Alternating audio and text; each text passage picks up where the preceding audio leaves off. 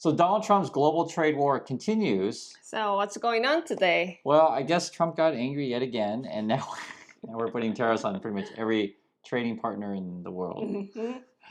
I'm looking at the chart here. This is the Financial Times. You can see at the top of the chart is Brazil. That's at 50%, but there's a note that says additional tariff applied on top of baseline, so that could be 50 plus something it's a else. lot. Yeah, and it gets confusing when you look at this stuff. There's other colors in here. There's Canada at 35, it's red. China at 30, that says negotiate until August 12, so that's going to change. And then you have Mexico at 25, so I guess it's for the next 90 days. I know. And then you go to the bottom of the list. These are all light blue colors. And you got the UK and Falkland Islands at 10%. 10%, but where is Falk Island? So I think it's a territory of the UK. And if you guys are from the UK, you guys can let me know if we're incorrect on that. But I think that's where the penguins live. So penguin pays tariff? In Trump world, yes, the penguin pays tariff in the Trump world. But in the real world where we all live, you're going to end up paying the tariff, the American consumer, well, the importer and the consumer. It is really frustrating to talk about this stuff because we track this stuff daily, and I have a hard time following it because generally you don't want to declare a trade war on the entire world and then have it like done so haphazardly. The math is basically in Trump's butt, essentially, where it is. so there's that. And for this kind of stuff, the trading brokers or tariff brokers, I want to call these people, customs brokers, they're having a hard time keeping up with all the changes.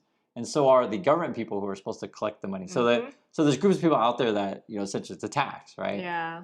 And don't screw with taxes. And so probably they fired a bunch of them, so maybe only few people does it, or AI does it. Yeah, I mean I think that was Trump's plan, is to digitize everything, AI, etc. But we just you have to actually have staff in place if you're going to do it. You actually have to have staff in place to make sure everything and all the fail safes are there. I think the best way to describe this world is kind of like, think of air traffic control at the airport, the people in the tower, and you have to like direct traffic to make sure it goes the right way. It's a really high stress job because you don't want to screw that up. And this sort of like all these, say, cargo ships coming in, and you have to figure out, okay, where does this come from? Which category is this? Yeah, and they changed the, before not maybe now it's all kind of fixed deal, but before it's kind of changed one day. Yeah. Normally you wouldn't just change the stuff like every other day or just you wouldn't. So everything is in chaos right now, and anyone who's doing business in USA is like, scratching their hair out. It kind of reminds me of what's going on with Karen Levitt. What's going on with her? Oh, he looks very stressed out. Yeah, and basically, if you guys saw, she announced this crazy ballroom thing. Before we get to questions, I do have one other announcement from the White House and from the President. We are proud to announce that the construction of the new White House ballroom will begin. For 150 years, presidents, administrations, and White House staff have longed for a large event space on the White House complex that can hold substantially more guests than currently allowed. What this ballroom will look like, both the exterior and the interior. I have provided some photos for all of you in the room today. This is the interior of the ballroom space. It's quite beautiful. And then this is the exterior of the ballroom space. As you can see, it will come off of the executive mansion as it sits today, and the east wing will be modernized and renovated. And she's stressed out. That's totally what it looks like. And she's aging. That's a lot of these people. I don't know, just, she's kind of, shaking her body a lot, talk really fast. Yeah, and it's also just like a home shopping network kind of thing, So like, if your job was to lie daily, how long do you think you could do it? So they give you a piece of paper and say, tell everyone that this ballroom's a good idea. Like, how long could you do it? Then, even if you don't like it, but you like that position, you just do whatever your boss say. Oh, so do you think she could theoretically last for 4 years, in your opinion? No, why not? Because it's too stressful. Usually these jobs... Or then, you don't think, you just read. She might do that because that's a good point. Because if you actually watch her, guys, she's kind of like, hard word to say it. It's like an out-of-body experience, I think, where she's like, okay, I'm just going to do my job. I just have to like read this thing, and I'll just put my soul, my mind. Yeah, we do have a kind of joke that, everyone don't like to go to, office job, right? Yeah. So you put your soul in your house and your body goes. And come home, then it's you. You put your soul in your house. Bye bye. Have a good day. I go to work. So the funny thing is, people actually make joke all the time. There's some days she wears the cross, and there's some days that she doesn't. And I was like, hey, Caroline, where's your cross? When she wears cross, she brings her soul, I guess. I don't know. So that's the Trump people, and then you have Lutnick, who's like talking about, hey, Trump's going to get all the money. Have a look at this. Last piece, and this is new, and this was maybe the coolest thing I've ever worked on in my whole life. We got Japan gave us $550 billion. South Korea gave us $350. That's $900 billion into a national security and economic partner, fund, if you will, managed by Donald Trump, where America gets 90% of the profits. And these guys bought down their tariff by setting up this fund so Donald Trump can say, let's pay for that Alaska pipeline. Let's build nuclear, right? Let's build ships in America. And you're going to see us building ships in America, semiconductors in America, power, energy and power. You ain't seen nothing like drill, baby, drill when you give $900 billion to Donald Trump. Now that is going to be drill, baby, drill. And then it's like 90%, like billions dollars. I don't know. It's like I don't know. Normally in Korea, our politician is very calm. They It should be, right? talk slow. It's not like Is that the whole Trump administration? Actually, there's a joke. There's an old cartoon. Charlie Brown and Snoopy. Did you ever see those old cartoons? So in English, because I don't know if they long time ago. I don't know if they translate it, but they'll have Charlie Brown talk and his friends, and then the teachers will all be like, wah wah wah wah. Did they play wah wah wah? Yeah, so it's kind of like that. And then as students, the whole joke is like, what are these people saying? I don't know what they're saying. I'm hungry. I want to go get lunch. Or they have their own problems. So it feels like that. But the sad thing is, there's like this group of people out there, and they don't understand what Trump says because there's no one can really make any sense of what they say. You know what? Even Trump doesn't understand. No, they don't. So that's why we have to make very simple and with big number. Yeah. So talk about that. How do you communicate with Trump? What's going on with there? Don't talk difficult stuff at all. Right. Anyway, he doesn't understand. Just very simple and give him big number. And how do we know this? Because Lutnick give Korea team advice. That's from Lutnick, actually. Yeah, we have advice from Lutnick, and also the Korean trade negotiating team met with other countries. I think they even went to Japan. Yeah, which to is pretty get the advice. Yeah, and so the advice just talk really simply, put things in big numbers, say stupid stuff. Make board. Yeah, so we haven't seen the actual board. If you guys don't know what we're talking about, Korea was negotiating with the U.S. on some sort of trade thing. And it was pretty funny because they had to do something funny in the hotel room. Yeah, so if they prepared the big board, like a poster board, physical board, like styrofoam, right? Yeah. They wanted to hide it before they showing them, so they need to find something to cover. So they asked hotel like the table. A tablecloth. Yeah, tablecloth that they had to cover it, and it's styrofoam is very weak, so they have to take care of it. And when they're showing that, it was a Masca board, which is make America shipbuilding great again. So that was their whole pitch to Trump in the Korean trade deal. Lutnick really liked it. Great idea. It's funny when you described it, you make it sound like a game show. So we have this game show in USA, and for those of you who aren't American, I'll describe it. It's called The Price is Right. Do you ever see the show? It's a real like turning the board. It's like that. So that one, I think you were talking about Wheel of Fortune. That one's the one where you spin. It's Wheel of Fortune. Dun, dun, dun, dun, dun. You have to say the song when you think. But Price is Right. That one is they call people's names. They'll say, it's like, Joanna from New York City, where are you? Come on down. You're on The Price is Right. So it's always come on down. And then you have to act like crazy person when you come down.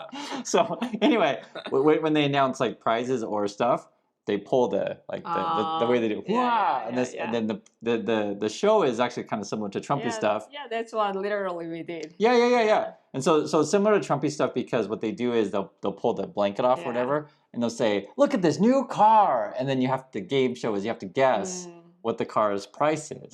So that's why they call it The Price is Right.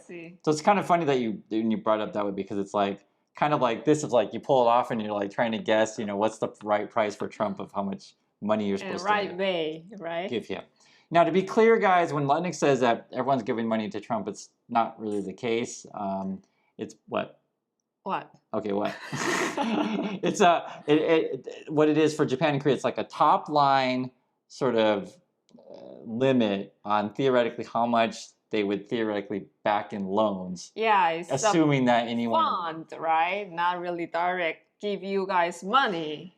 Yeah, and there's a whole bunch of details and stuff, but what it's going to end up being, to be honest, is I think Korea and Japan are going to slow walk this stuff for the next 3.5 years. They'll pile on a bunch of slowest possible. Yeah, they'll pile on a bunch of paperwork and nothing will happen. Theoretically, though, some money will be invested, but this idea that you would ever invest anything and then Trump takes 90% of the money doesn't really, none of it makes sense. Okay, so there's that. There's also, too, in news which is fascinating, this whole thing may end up being illegal. Oh, yeah. So court gonna decide. So the basic argument, if you guys don't follow this, Trump has to prove, and their people have to prove that it is a national emergency, and then therefore we have to put tariffs, okay? So, this is why it doesn't make sense if you look at, say, the list of these countries, like every country in the world. So you're telling me that these penguins in the Falkland Islands are creating some sort of national emergency, and then any goods that we get, whatever we get from the Falkland Islands, is creating a national emergency, and therefore we have to put tariffs on that. According to this graph, Brazil is the the most biggest enemy, right? Yeah, according to this. So according to this graph, Brazil would be the biggest national threat. And the reason why Trump's doing that one, he doesn't like it that the courts are going after his buddy down there who tried to overthrow the government the same way you tried to do basically in Korea. So there's that. And if you guys follow my last video, Trump people are also trying to change history by erasing bad things about Trump in the Smithsonian Museum. So yeah, I know, it gets crazy. The court thing, when people ask about this, I think personally it's probably going to go to the Supreme Court. Chances are. That's probably what it's going to be. And then what's that? This might, I'm just curious that even if go to Supreme Court and Supreme Court says it's illegal, but if Trump's not following, then what's happened? Yeah, then we have a real constitutional crisis. But constitutional crisis, it's always, if he doesn't follow the Constitution, is anyone going to step up and say, hey, this is the rule of law? Because the Supreme Court also said before that if it's official president duty or job, whatever you want to call it, then he can't be charged with anything. We have a real problem. So then you have to give back the tariff money, right? Yeah. So that's going to be a big problem as well. So you remember, guys, you pay tariffs and all these end up being illegal. So then all these things are owed a rebate, refund. Probably refund's a better way to say it. What's then that? It's all kind of deal he did, kind of being nothing, right? Right. All these, all this time and money spent. And remember, they came into office saying we're not going to waste any money in the government. Like none of it makes sense. Even recently, it was the Washington Post. They announced. I don't remember the exact number. I think it was like 154,000. It's a really big number. I can look it up quickly, but I'll note it. But we're paying a bunch of employees not to come to work right now. So that doesn't really make sense either, right? We're paying people not to come. That happens sometimes. There's situations where you get stuck in a contract, they're not working, but you're on the hook to pay them. And I'm sure you have the situation in Korea, but you don't want to do this in a mass thing. And then regarding the court thing, it could all be illegal. Here's some of the key questions. I'll just read them so you guys understand it.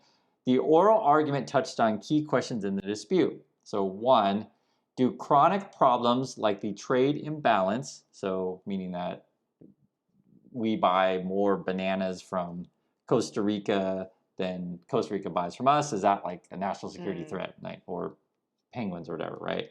And cross-border drug smuggling qualify as emergencies, allowing the presidential to set aside normal laws. So if we're worried about drugs coming to a country, is that like a national threat that the president can just imprison people or do whatever he wants? So can you say we have to be under martial law, for example, right? Here's another one.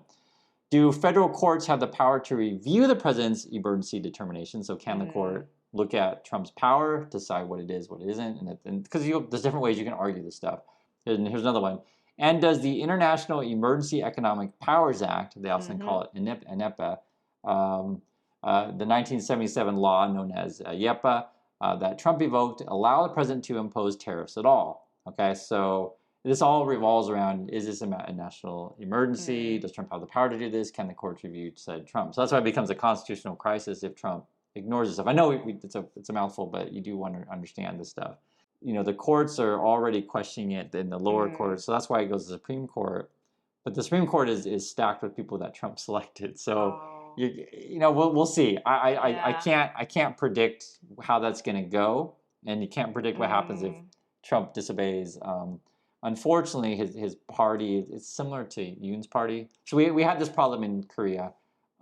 Initially, many people from Yoon, who tried to overthrow the government with basically the military, a coup essentially, many of them just quit. Oh, yeah, they resigned. Yeah, they quit. That was after, like, basically got called out. But in the Trump situation, like the Republicans and the Communist Party are still with him. They're on the wrong side of history on this stuff. So, you know, what happens with the Republicans, like after they announce retirement, then they come out and tell the truth that basically Trump's an idiot.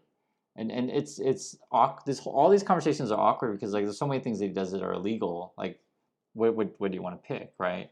So there's that. And then we have, like, stories of how it affects regular people's lives. So there is a green card holder. Where was he from? Korea, and he's Korean scientist. Yeah, so this was an unusual situation. It was actually similar to mine. So this person, I guess he came to USA at age 5. With family. Yeah, and he's been in the USA for how many years? Like 35 years. Right, so he's a green card holder, been in the USA for 35 years, and he's PhD. I think he got detained by ICE. It might be a week now or something like that, or over a week. Okay, so it says maybe since July 21st, perhaps. Yes, and the ICE got him at the San Francisco airport. Okay. They locked him down like over a week at the airport. Oh, I don't even know where you would hold people at the airport. I don't know. He's according to his family, said there's no window, really small room, and I don't know. It's very small, but they move him to Arizona right now. So and they cannot contact him. Yeah, and if you don't know, so this again, there's come out a green card holder, been in USA for 35 years, basically since he was a kid. It's true he's not an American, but he's a resident. Yeah. And this is what the lawyer said. It says, if the Constitution doesn't apply to somebody who's lived in this country for 35 years and is a green card holder and only left the country for a 2-week vacation, that means the government is basically arguing that the Constitution doesn't apply to anybody who's been in the country for less than 1 week. The issue is, like, in USA, we have due process. If you're in the country at all, you can't just arrest people just because you feel like it, or you look a certain way or whatever. There's, like I said, there's so many things that Trump does wrong on a daily basis. We talk about the markets on channel. We talk about money. They also talk about, real people's lives here in a, like, very, real way. Arrested at the airport and, like, yeah, where were they? That's like, I don't know. There was a situation. So this was back in 2016 when Trump was first elected, right? Mm-hmm. And I was in LA at the time, and I was so pissed off. There was we had people coming into the LAX, and they were translators that worked with the Americans during the Iraq War. So translators, they're kind of a dangerous position, right? Yeah. And so they were promised, like, you work with the Americans, and if your life's in danger, you can come to USA. And so then they were basically held captive at the airport when they arrived. Like, Trump wasn't going to let them in. And I actually went down to the airport and protest. Like, it was usually don't go protest at airports. It's kind of weird, right? But that was back in 2016, and the whole thing was weird. This time it's even worse around. Everything's bad, and it's the weird thing about the whole Trumpy stuff. And I don't know if they did this with Yoon. If you have a bunch of followers of Trump out there that don't understand the law, or they think the law is, like, only for them but not for others, I don't know if they would argue, they make these weird arguments. I don't know. They just watched, like very right, very left YouTube. They just follow YouTuber or like priest. Yeah, because you guys wouldn't have mainstream news that would just lie about the law. No. Yeah, see, we do. So it's like Fox News and stuff.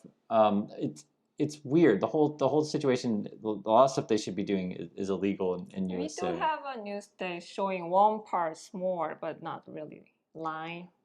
Yeah, like could you imagine, in Korea if they're like come on the news and say, we're doing tariffs, but the other country's going to pay. Like it's just a lie, and so you have that, or people come on news and make, we call it bad faith argument. So bad faith is like, when we have the challenge, like I just want to know what's going on and understand the Constitution. That's why I read you guys the 3 questions in particular. Bad faith is like, the argument you're making is a terrible argument, I see. right? So all they can do most of the time on Fox News, you have to mention like, how does this culture create? Is they basically just say Trump's really rich, Trump's a good business person, Trump's got a nice smile. Like they just have to say like stuff that's like completely it's total bad faith. Yeah. It doesn't it doesn't really make any sense. They're not being sincere, and then they play a sexy, exciting music, and then I guess people go for that. But we're gonna see his polling data keeps dropping. Actually, but even if his polling data is dropping, no one's gonna show it to Trump. So Trump, not gonna know. I actually think Trump believes the stuff that he says. I actually think he does. Yeah. So it's weird that we're watching this guy live in this like alternate universe. What's that? People say something that he doesn't like. He's not gonna understand. Yeah. So because what he does, and it's been reported several times. So before he would just sit around the White House all day and just watch Fox News. So now I think he watches a little Fox, but I think he watches like even more crazy right-wing stuff. On YouTube? Yeah, YouTube, podcasty kind of stuff. It's like it's even more crazy, and so that's what Yoon did. Yeah, and it's the best way to describe it is his advisors or whoever you want to call these people, handlers. They just keep him insulated, and if the guy never goes to the grocery store, doesn't cover drive, your eyes, yeah. your ears. It's very much like that. So it's such a strange thing to see. It's kind of like a Truman Show in a way. So Trump is the Truman or the Trump Show, but it's kind of like that. And you're watching this weird, Yeah, but Truman Show, at least there is a producer up there, who's controlling his world, but he's the one, actor and producer. Yeah, that is kind of a different. You could. It's hard. The whole that part everyone's gonna come out with a book later about what really went on because I will say this about the whole Trump stuff. There are different powers involved, right? So Bessent, Lutnick, Susie Wiles, we don't talk about that much. She's the chief of staff. Yeah, babysitter, right? Yeah. And or then or the mental. Yeah. She can tell she's everyone's counselor, say Musk, but whatever. But the point is like people in English we'll say smell blood in the water, like the shark can kind of find the blood. So it's kind of like that to where we can all see Trump is easily manipulated, and then all of these we can just say vulture also. They all come in and try to take control. There's different ways you talk about it. As I said, it gets complicated because it's not just that just one particular person controls Trump. So Trump does still have some control of himself, but other days you can kind of tell he doesn't make any sense, or if you presented him with information and kind of steer him in a way, he thinks he's in control, right? So, like I said, those kind of stuff, we're watching it live, and that's when we're going to find out more later, and you'll get rumors out about who really is running the show, etc. And it's a whole fiasco with that stuff. But that's the USA, and there's so much money involved. It's amazing that we're even functioning, to be honest.